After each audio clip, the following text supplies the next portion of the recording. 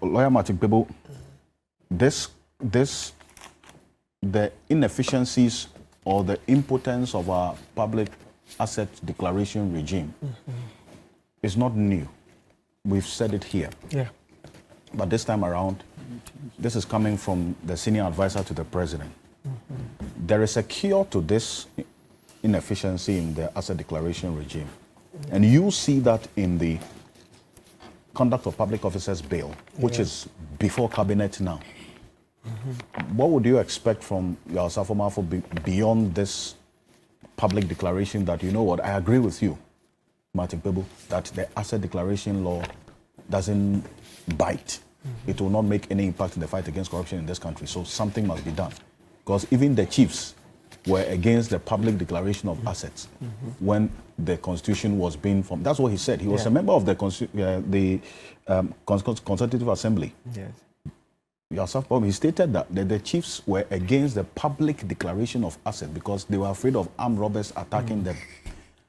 So where do we go from here? Yeah, so quickly on the chiefs and then Osafo Mafu. So the summary is that we expect Mr. Osafo Mafu to send a memo or a letter to the president stating his position, at least to reiterate, just in case people would say that President Kufuor didn't hear him speak. He should do a formal letter. Maybe he can make it an open letter because Osafo Mafu is well above 70, right? Yeah, he's an elder statesman, so he should take that position that, listen, look, he was in it. Now with hindsight, he's saying that this thing, we have to take it head on. We have to hold the bull by the horns. So he should do an open letter and also perhaps seek audience with the president and announce him to us so that we can give more support. That is it on it. You see, when he says the chiefs were not in favor, etc., I think one of the main things we suffer in Ghana is that we often don't read our history. That's a problem. So you would find people make arguments, things that we had sorted out long ago.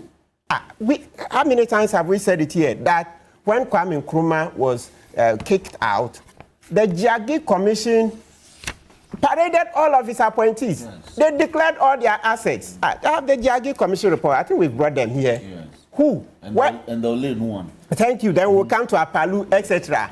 We don't have any single recorded case that armed robbers went on. Any member of the Jaggi Commission, the people, the ambassadors, the ministers, etc. All the people who appeared before. For exposing their property. Exactly. Then, as Honorable Dafemepo mentioned, there's also the Olenu Commission report. Then there's the Apalu Commission report on Kwame Nkrumah's assets, right? And then also in 1978 and 79, we had SMCD 216, etc. You see? And we've dealt before the Taylor Assets Committee report. There are so many of them. Taylor. Yes. In 1978, we made a law that to go to Parliament, come before the committee, because what they did was that they had disqualified J.H. Mensah and co. Because J.H. Mensah, when he took office previously, the assets he acquired, he couldn't account for, right? So he was disqualified. This man, Imoro Igala. Yes. Igala was disqualified. That's how come Liman got the chance. So when you hear some grown-ups, they've forgotten history, then they are arguing, he's not supported. Liman became president because Igala was also disqualified. Igala... Council. What? Council. No, what have we said? We said people have forgotten history. Igala went to court and lost. People have forgotten history. J.H. Mensah also went to court and lost. So that's how come they were disqualified. For 1979, they were disqualified. There were so many other... There were more than 100. They couldn't contest. So that is our rich history on asset declaration. And that's what we still have in the Constitution. If you cannot justify your assets, as stated in Article 286 Clause 4, those assets are confiscated to the state, right? So the bill, Mr. Kansi, now the president still has it from September 30th last year. The president has been talking about a world-class asset declaration law. And yet till date, he can't adore it. More than 6 months. He made this promise at the National Bar Conference in Cape Coast. Yeah, I have the video here. You find the president saying that he's going to give us a world-class asset declaration law. Okay. And prominent, one of the key provisions we are not negotiating about is that there will be a publication of all the assets declared. And we are saying that, listen, we know if you want to do publication in the dailies, etc., it may be expensive. Put it on the website. Put it on the website. So you create a website, then everything is in there. So that somebody in Boko, somebody in Paga, somebody in Breniasi, every part of Ghana, they just take their smartphone, click, and then they can check on the assets of their minister, their MP, etc. So that if they find that the assets that the minister or MP has declared are way short of what they see in the community, then they can go and report. But the question is that since September 30th, 2023, when President Akufo-Addo promised, and then in the budget review, paragraph 148, Ofori-Atta mentioned, verification. Budget specifically? The 2023-2024 budget, okay. Right? Ofori-Atta in paragraph 148 said, yes, the new asset declaration law will make provision for verification. My worry is I didn't mention publication of the assets. So please, I hope they are not doing a U-turn.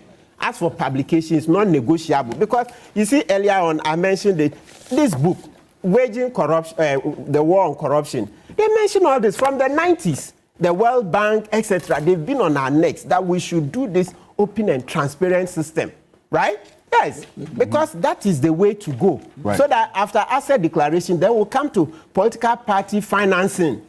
That is another huge area of corruption. If you don't tackle these two areas properly, forget it. The war on corruption, it will never be won.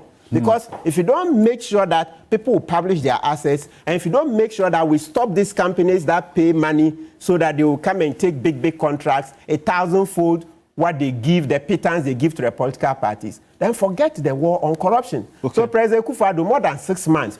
Honorable, if you look, you guys are on break. At this rate, it doesn't appear the bill will go to Parliament and be passed before Akufo-Addo leaves office. It doesn't appear so. Meanwhile, it is an IMF conditionality. Code of conduct. Code of conduct for public officers. Well, very short.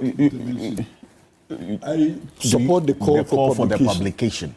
Indeed, it is good for us to publish the assets when you assume office. It's good for us. Members of Parliament. Members of Parliament. And everybody. President, I think it's good for you to publish so that you will not be accused wrongly.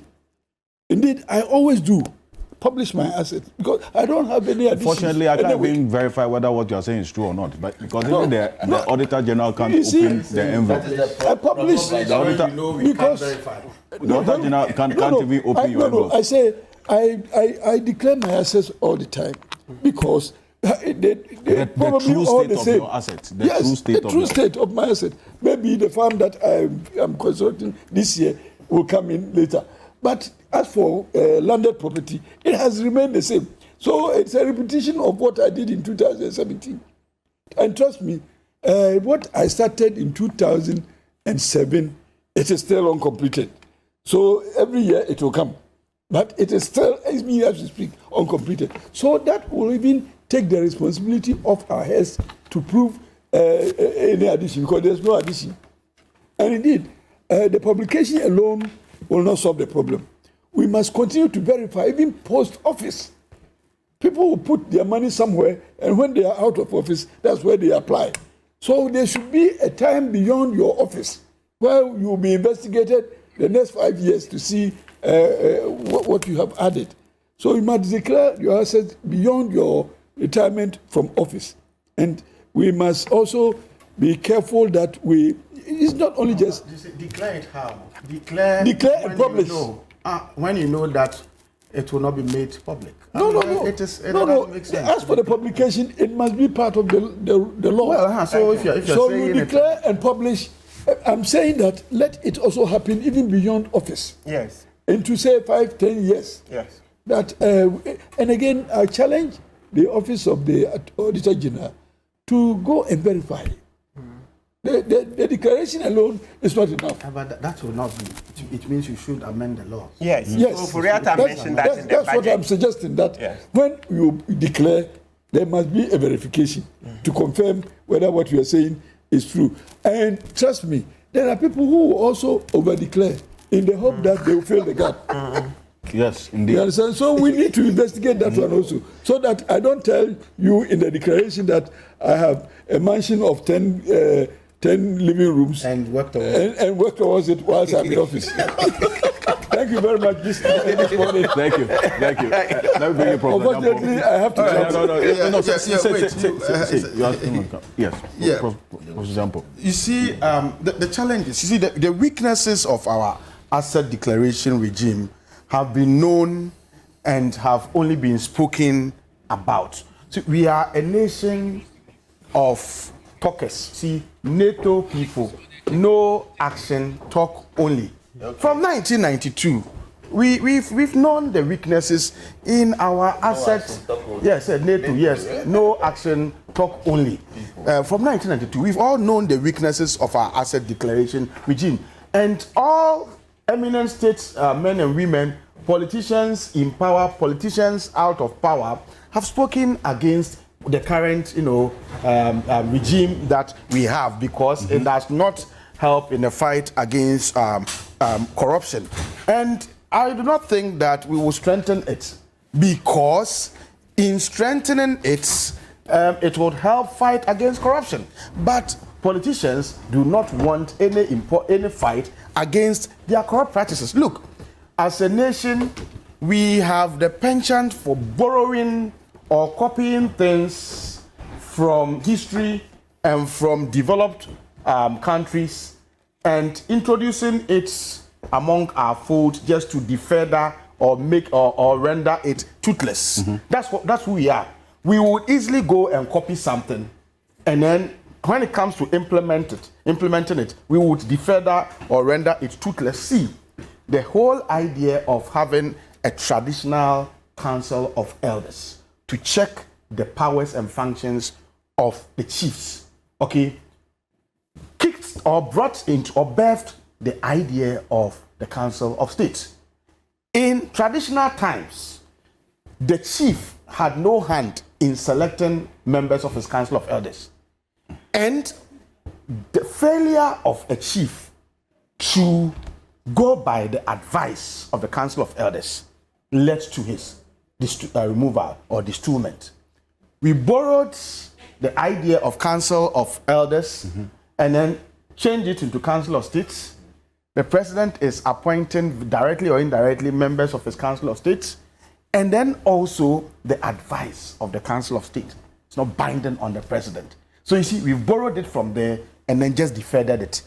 If you look at this asset declaration regime that we are talking about, something that we borrowed it from history, and then we've copied it as best practices from elsewhere. But we have had our own disingenuous way of defeathering it such that you can declare, and as Apia Akubi said, you can over-declare and work towards it, or under-declare, because you know that it will never be open. It is possible that people will simply just seal an empty envelope and then go and put it down, knowing very well that nobody would go and look at that envelope. Daniel Demulavo said he suspects some of them just put newspaper cuttings. And so now they've been opening it to at least check that there's something already. And the current one also does. And so, Mr. Honorable Yaosafo Mafo, I mean, what he said is nothing new. The President Akufo-Addo himself, he knows it.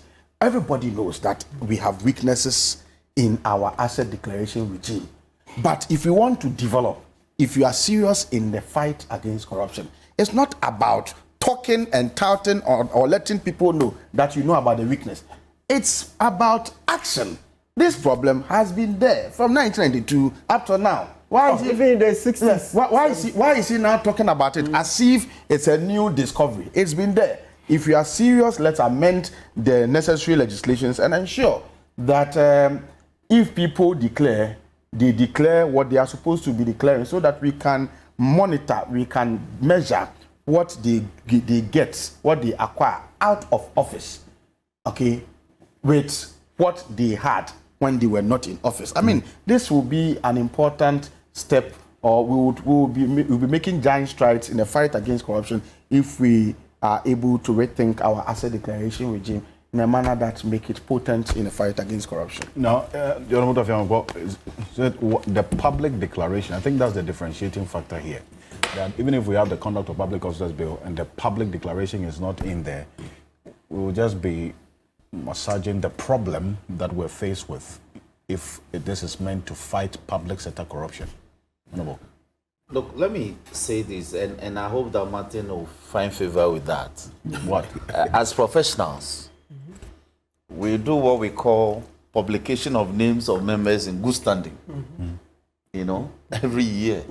When the general public are called upon to have serious regard to you, your association will determine whether you are in good standing or not. I think as a people and as part of the legal regime, we should be able to do that. Public officers who are mandated under law to publish, to declare their assets, our names should be published as people who are in good standing in terms of the law, whilst we seek review and enhancement. Okay. By yourselves? Just no, the like states. like the president The of states. Senegal did. You mean by no, yourself? the states. Okay. You see, the information is given to the states. Okay. There's no law banning the state from stating Okay. that these are members holding public offices who are mandated under law to declare their assets, and they have done so. But we are not seeing what is inside. No, you see, that publication alone, it's a good step. Then we can make demands in terms of review and say that, okay, now we want to be able to see the nature of the assets, and we should also have the opportunity to have them verified. These are enhancements that we see in the legal regime. Then two, you see, the amendments that we seek and the fact that we are stampeding the president to doing that won't favor his regime. So he's adamant. That is why you have somebody who served as a senior minister and now senior policy advisor is actually now the one calling and making the demand that it must be done. As a member of parliament, I'm making my own initiative to introduce a private members bill. I see. But I'm looking at a calendar. The president sign it because. Well, the president, if he wants, you see, this sign problem of the president not signing private members bills passed into law is another matter we must look at. And I'm looking at going back to court. You are going back to the Supreme Court. I think you should. Look, You should. as we speak, we have 3 bills that have been passed into The law. power of lawmaking And the president hasn't bosom of the assented president. to The them. democracy. You understand? And within the law, within 106, there are time frames. It's not for nothing that, for instance, the rules of court says that when you are sued and you are served with the writ, you have a certain time limit within which to enter appearance, a certain time limit within which to file your defense, and know that the timelines are given for purposes of expeditious hearing and determination. The Constitution employs the same. In fact, let me say that the Rules of Court Committee borrow the wisdom from the Constitution. When a bill is passed by Parliament, is presented to you as the president, if you no assent to it, there are timelines within which you must take certain actions. The president cannot receive the bills on 2nd August 2013. Excuse Sorry. me. 2023. 2023, 2nd August. That's the date the bills were remitted to his office by the clerk to Parliament. And it was acknowledged. In fact, he mistakenly assented to one, but he's recanting that one. Oh, but we are using it. Yes, and wait till 15th December before he writes a love memo to Speaker of Parliament, giving some reasons, including the fact that he is now minded to introduce his own bills in respect of these matters. When you have gone before international committees, in the diplomatic community, and actually doubted the fact that as a nation who is in tandem with global movement, you have now withdrawn the death penalty on your books. He actually said that and got applause. Even though it came through a private members bill, you went before the diplomatic committee to tout it as part of your human rights records. So how do you want to benefit from such international movements who are agitating that death penalty be lifted off our statute books, and yet you no assent to it for it to become law because you didn't sponsor it as a government? It's neither here nor there. So there must be look. We must have the opportunity to compel public officers, however high they are, to be able to do their duty under law and the Constitution. And the president refusing to assent to the bill, whatever the circumstances, is one such flagrant abuse of the Constitution. Okay. Nelson Ross, thank you very much for this. And I have quite a number of messages on this matter. Asset declaration and their publication is necessary. Stephen Beng from WA. This one here also says, good morning. I want to understand, does it mean that a public officer or a politician cannot build a house or invest while in active service using resources like their salary and allowances that he or she earns? Mohammed Salaga, it is, but that is not the issue that is at play here. Thank you very much. This one here from Professor Kweku Asare. Thank you so much for Professor Kweku Asare for the messages. In fact, it's the fellow CDD Democracy and Development. Yes, Professor Kweku Asare. Yes, thank you. Yes, he's watching you. You should say thanks to Professor Abuaji, University of Ghana. Yes. Yeah, AQQ. He says he watches us. Yeah. Okay, Professor Abuaji. Professor Abuaji, University of Ghana. Thank you very much. This is Professor Kweku Asare. It says, good morning, Alfred. I would want to first of all state that you are doing your duty as journalists in asking the questions that are of public interest so that we all get to know exactly what is at hand. I don't think I do agree with Professor Jampo's attack on, well, I wouldn't call it attack. He's just raising questions. It's all right. You are my friend. It says we have an audit report. It says we have an audit. Well, I mean, look. We have an audit report which must be released. Yeah. We have a white paper that tells us there are multiple violations of the Procurement Act, GRA Act, and other laws. Board approvals were not obtained on some key contracts, and there is no value for money on several contracts.